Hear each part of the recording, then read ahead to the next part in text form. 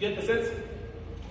Again, these t-states that you're going to use in this case should abide to the assumptions that there should be no odd man. So this is just working as an example, right? You won't use a t-test if you have an odd man. You would use a test that is based on the difference between two medians. But for now, just as an example, let's try to get this, the mean for this. Let me have the ladies calculate the means for this, and the gents calculate the means for this, please, quickly. 4.55. And for the girls? 3.67. 3.67. 3.67 years. This is the mean for the girls. This is the mean for the boys. Look at this. You've seen already the problem that comes with having an odd man, right? It's simply telling you that, well, the boys start school at about 12 years, nursery school at about, when they're about 12 years or so, you see them starting their nursery school. While the girls, well, they start about 3.6 years. Let's just say 3.7 years, you don't have this one. This actually makes more sense, right? The reason you're seeing this is because there's an old man.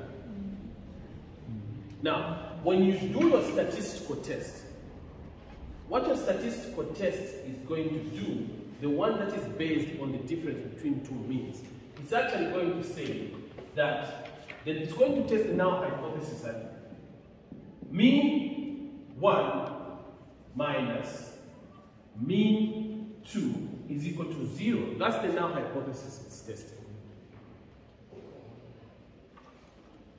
Do you get the sense? There is no difference, which also says that mean 1 is equal to mean 2. The mean age for the girls is equal to the mean age for the boys if they are starting school. That's the statistical test, what it's doing. That is your hypothesis. So you are trying to test this statement.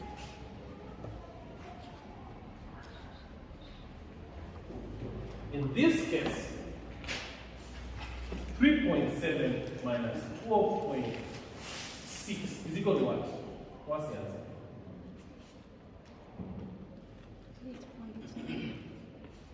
8 point? 8 point what? 9. Is it? Yes. 8.9. So what you're actually saying is that there is a difference of 8.9. That's what you will have observed. And then the next question that follows is that what is the probability of observing the kind of difference you have observed by chance if this were true? That gives you the p-value.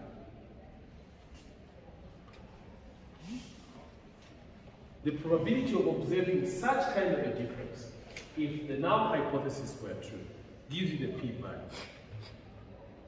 Therefore, in this case, you could get a p-value that is telling that p, you could get a p-value such as p is equal to 0.00 probably, which you are going to write as p is less than 0.01. Do you reject the null hypothesis or do you fail to reject the null hypothesis in this case, given the value of the p-value?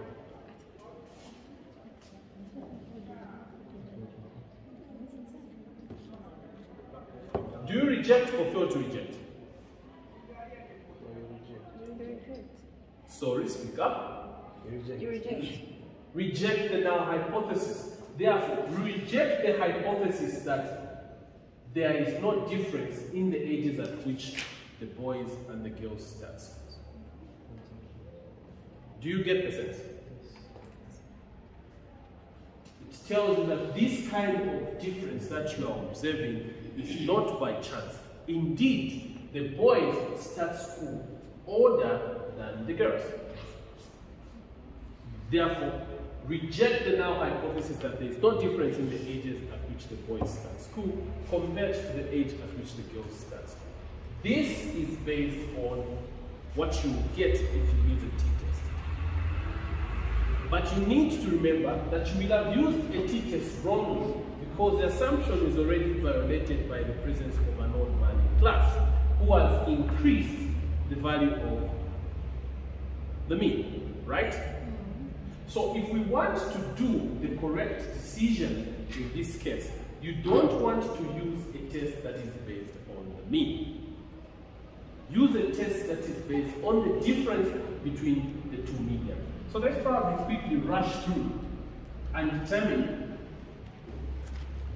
whether there is a difference between the two medians. What is supposed to be the median here? So we will rank them, right? 4.3. Sorry? 4.3. Oh, you've already done it. Fantastic. We can trust you? Yes. Median for the girls, I hope we can, is equal to 4.3. 4.3. Yes. What's the median for the boys? 3.6. Median for the boys is equal to 3.6. 3.6 years. Have you noticed how there is a change? It turns out that seemingly it's the girls that are starting at an age higher than that one of the boys.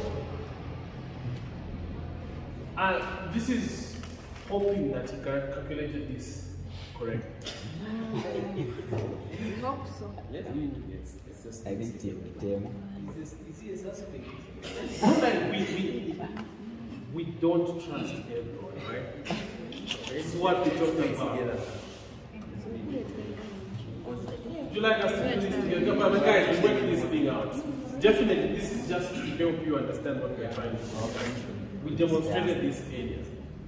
Unless you want me to come and do this some other time, but just to stay close to the point I want you to bring out, which is at what point do you reject the null hypothesis or not, right? So now, here is now a statistical test that you're going to use.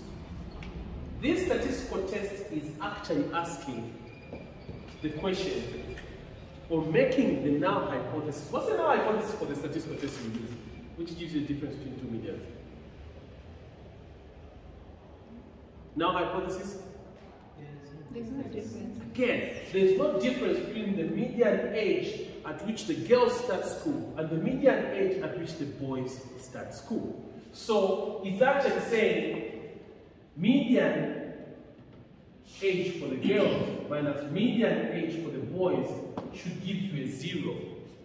This statistical test, which gives a difference between two medians, is actually, you come and learn about it when you start dealing strictly with statistical tests, is the Wilcoxon man-Whitney's U-test. It gives you a difference between two medians. It's a non-parametric test. The first one we talked about, which was a t-test, is a parametric test. So, if the assumptions of a parametric test, such as a t-test, are violated, the presence of an old man in class, use an alternative test, such as the man-Whitney's U-test for the t-test, so that you check the difference between two medians. And you and I know this will give you a much truer response in this case. Right? So what this means is that you subtract 4.3 minus 3.6. 0.7. 7. The difference is 0.7 years. Now, you are then asking the question, what is the probability of observing a difference as large as 0.7 if the hypothesis that there is no difference is true? What is the probability of observing such kind of a difference or something larger if the null hypothesis was true? If the statement that there is no difference is true, what is the chances that this finding that I've observed is actually able to be observed? When you check this, somehow you could find that it will give you 0.13 as p value. What do you do? Do you reject the null hypothesis or do you fail to reject the null hypothesis? Reject.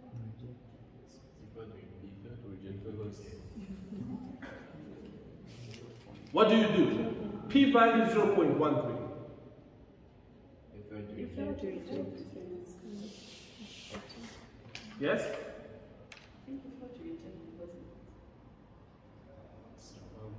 You divide by 113. It's above 0.5. This is above. 0.5. This is greater than 0.05. This P, what's the P, is greater than 0.05. So what you are actually seeing here is a situation where you have more than 5% chances of making a type 1 error. In fact, you have 13% chances of making a type 1 error, which is more than 5%.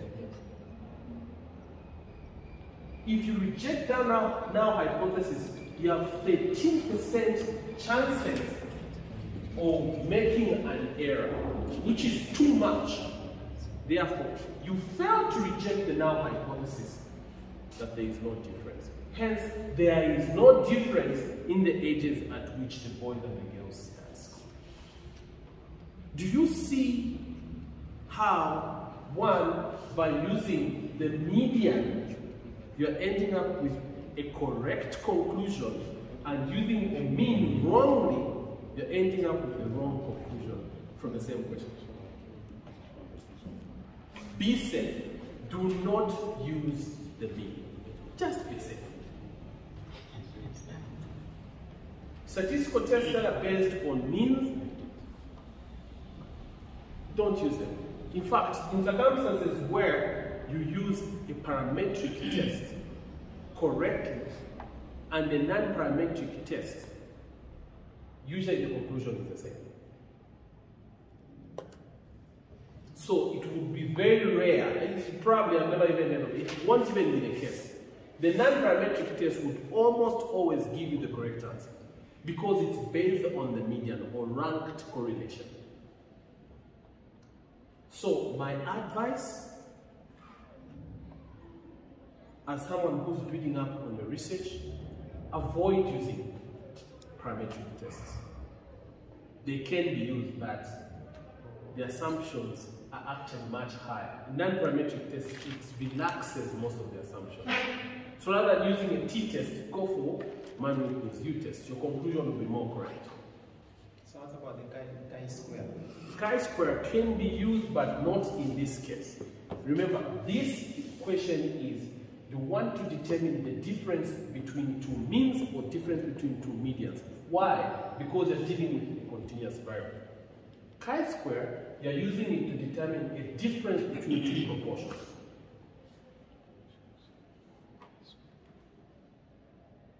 Or two percentages. So is there a way of checking for an outlier for deciding? Exactly. Yeah, there is.